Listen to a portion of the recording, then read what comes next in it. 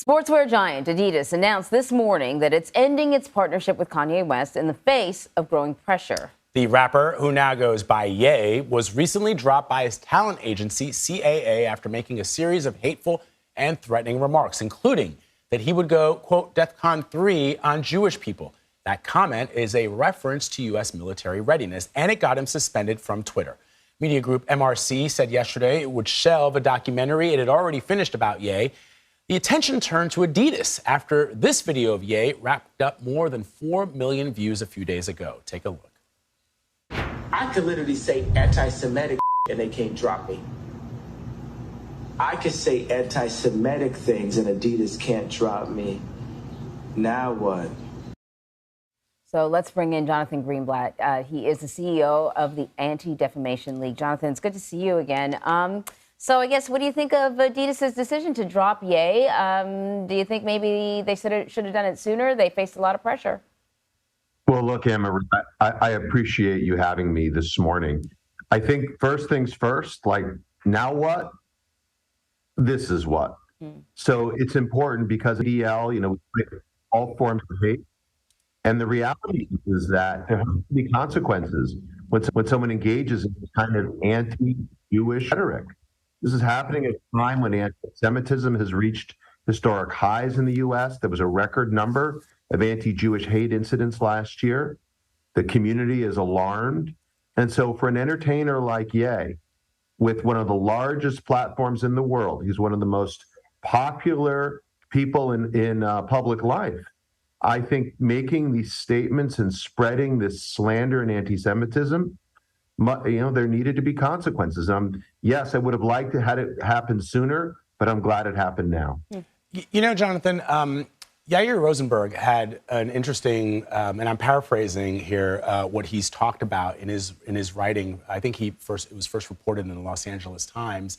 He warned about this catch-22 for Jews, that if you say something, if you call out anti-Semitism, and it results in any kind of consequences for the anti-Semite, the bigot can just use that as evidence for their anti-Semitic worldview. And I thought that was incredibly profound and also disturbing to me, that by calling out anti-Semitism, you're actually in some ways, and it's counterintuitive, but you're fueling anti-Semitism. Right. They're going to be like, look, they're shutting down Kanye West. Exactly. Right. I mean, look, anti-Semitism needs to be understood as a conspiracy theory. It's kind of a warped world view about how things work. And it centers the Jewish people, if you the nucleus of all that are wrong. And so to your point, it claims the Jews have too much power. And then when people protest and those kinds of comments are kind of penalized, it confirms the conspiracy for the anti-Semite or the bigot. But whether it's coming from right-wing extremists like the white supremacists who hung signs on an overpass on the 405 freeway this weekend, whether it's coming from radical Zionists on college campuses, or whether it's coming from public figures like Kanye West, the reality is anti-Semitism has no place in public life. It can come from all sides. It can be politicized. It can be weaponized in different ways. But like anti-Black racism or anti-Asian hate, anti-Semitism needs to be called out clearly and cogently. So bravo to, companies that have now stepped up and pushed back on Kanye. And I hope this sends a signal once and for all that this is simply unacceptable. And then what do you say to people who say, listen, Kanye's been really open about his mental health issues. He has, a diagnosable condition. Perhaps he's on medication. Perhaps he's not. I don't know his sort of medical background. But, some people have brought up the fact that he has been diagnosed with a mental health issue. Yeah, I don't want to stigmatize or minimize mental illness in any way. And I'm not a clinician, so I'm not able to diagnose what his particular situation might be. But illness is not an excuse for intolerance. And when someone like Kanye, who has hundreds of millions of fans around the world, claims that, quote, Jewish Zionists are trying to control him, or that, quote, a Jewish underground media mafia, whatever that means, is trying to get him and manipulate him, and that, again, he wants to go DEFCON. Think about this. DEFCON 3, he says. And this week, we remember the anniversary of the Tree of Life shooting, the most violent anti-Semitic attack in American history, when 11 people were shot and killed in a synagogue in Pittsburgh. Now, again, Kanye may have his issues, but when you make wild inflammatory claims, when you incite people to violence, we've learned the hard way as a Jewish community that we've got to be vigilant in the face of such threats, because it just takes one deranged person of his 31 million followers on Twitter, or again, his hundreds of millions of fans around the world, to say, if the Jews are out to get Kanye, I'm going to get them. And there's just, whether it's Instagram or Twitter, whether it's Gap or Adidas, whether it's CAA or MRC, no one should be in business with bigots who refuse to acknowledge the pain they're causing and only double down when asked about it. I just think there's no place for that in society.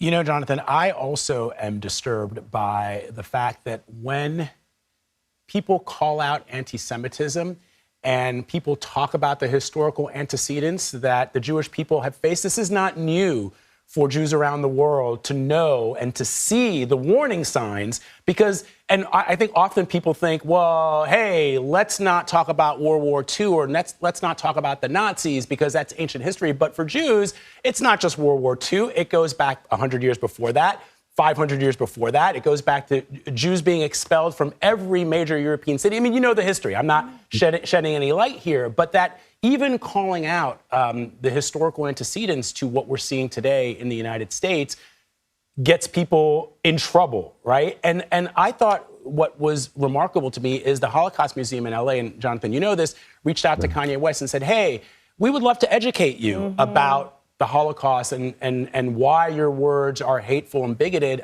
He rejected that reach out to him. And then the Holocaust Museum tweeted this: since we invited you to visit us at the Holocaust Museum in LA, we have received a tremendous amount of social media messages and comments, some filled with hate, threats, and vitriol. Others were saddled with hurt and yearn for further discourse. In other words, people attacked the Holocaust Museum just because Kanye West said he did not want to come and visit. Yeah. Vlad, you're right to point it out. I mean, this is the kind of conundrum I believe, not in cancel culture, but in counsel culture. I think the right thing to do when someone expresses anti-Semitism or really any form of bigotry is to kind of embrace them and explain why what they said is wrong and educate. That's the only way we get through this, not just one-on-one, but as a society. That being said, Kanye's response to an open, I think, authentic invitation was, at best wrong-headed. And at worst, again, it incites violence when you minimize the trauma and the real history, as you're talking about, that Jews have experienced across cultures and different countries over time. And now bring it forward to today. Anti-Semitism, anti-Jewish racism, it is the canary in the coal mine. And when you normalize this kind of hate, not only is it threatening for the Jews, who are the most attacked, religious group in this country, it also opens the door for other forms of bigotry and hate. And so I think what's scary, at a time when the country is more polarized than ever, at a time when extremists feel emboldened, we have Christian nationalists running for office openly, who would obviously exclude other faith minorities from their America, if you will. When you have, again, radical anti-Zionists trying to exclude Jews on college campuses all over the country, when you're in this very frightening moment, for someone like Kanye to reject the efforts, to correct the record, in fact, to push back and promote horrible anti-Jewish stereotypes, it's inexcusable. This is the right step. But going forward, there's no silver bullet to anti-Semitism or fighting hate. We need a whole of society strategy. So let's just hope this augurs a broader conversation about the role of anti-hate education, the role of genocide education in classrooms, the need for businesses to actually live up to the values they promote on their websites, and the need for civil society, again, like the Holocaust Museum or the ADL, to serve as interlocutors to hopefully bring people together in a time when I think we need it more than ever. Jonathan Greenblatt, thank you for coming on with us today to talk about this. It's incredibly important, and we're always grateful for your time. Thank you. Vlad, thank you so much.